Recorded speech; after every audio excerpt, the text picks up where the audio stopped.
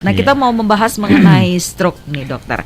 Stroke ini kan bisa dibilang penyakit yang paling sering juga ya menyerang masyarakat Indonesia gitu. Jadi kadangkala itu banyak ada yang kurang terlambat dalam penanganan sehingga akhirnya mengalami kecacatan dan lain sebagainya, sehingga ada yang anfal. Nah, mungkin bisa dijelaskan dulu ke sahabat Sonora. Sebetulnya penyakit stroke ini apa sih, Dokter Candy?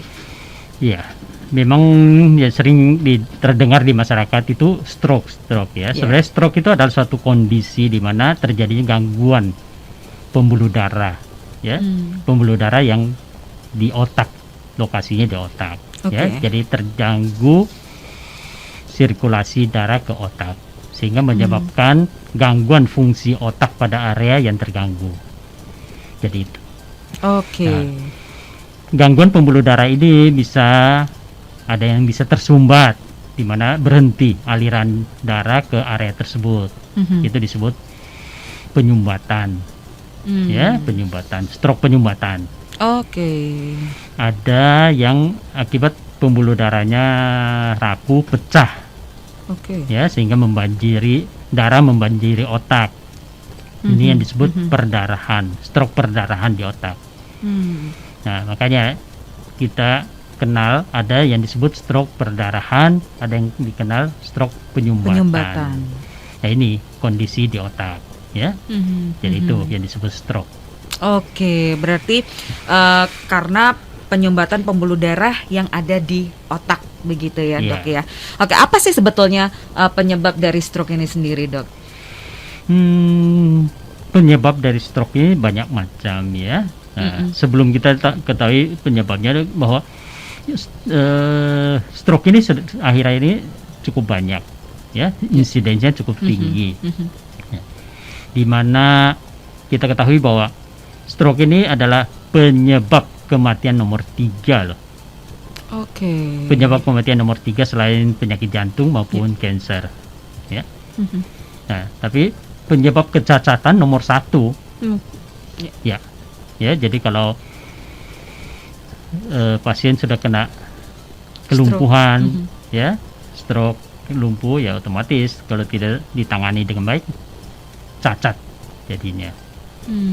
Ya, nah, penyebabnya sih banyak, ya, bervariasi. Ada yang di mana kondisi yang tidak bisa kita rubah, ada yang kondisi yang masih bisa kita kontrol, ya.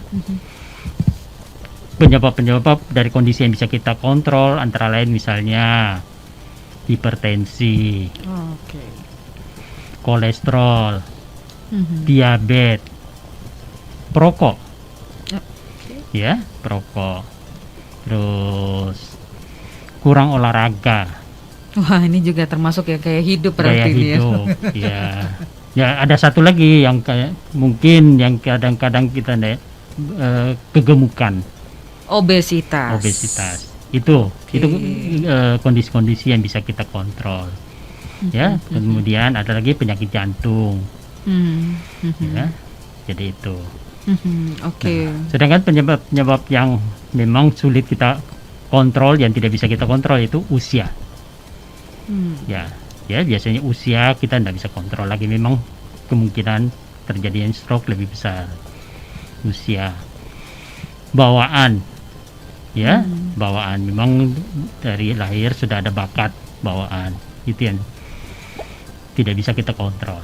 Nah, yang paling penting di sini adalah kita kontrol hal-hal yang masih bisa kita kontrol, yang tadi saya sebutkan pertama itu, ya, supaya memperkecil kemungkinan untuk bisa terjadinya serangan stroke gitu.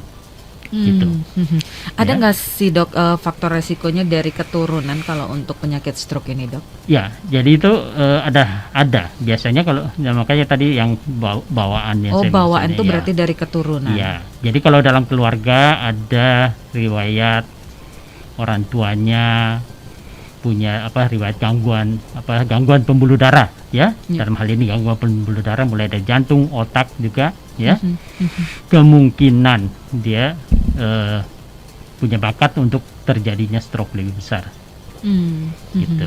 Oke. Nah, untuk stroke ini sendiri itu apakah sering terjadi kepada lansia atau usia muda juga bisa, Dok? Nah, sekarang karena perubahan-perubahan gaya hidup ya, tidak stroke tidak terfokus pada orang tua aja. Ya, Wah, pada usia-usia muda sudah banyak, insidensinya cukup tinggi pada usia muda sekarang. Ya, karena perubahan gaya hidup. Yang antara lain kan merokok, kurang mau olahraga, ya, makanan-makanan instan yang tidak bisa istilahnya tidak kontrol cara makannya, ya, akhirnya ya timbul perubahan gangguan kayak kolesterolnya, kencing manisnya, hipertensinya, ya itu kan usia-usia muda banyak sekarang. Betul. Gitu ya, jadi itu ya sebaiknya harus kita perhatikan itu. Jadi sahabat Sonora, ini perlu menjadi digarisbawahi begitu ya, bahwa stroke ini sudah tidak lagi hanya usia lanjut begitu, tapi yang muda pun juga harus mulai aware, mulai kontrol akan lifestyle-nya, bagaimana harus tetap berolahraga, gerak, jaga kesehatan, jaga makannya juga.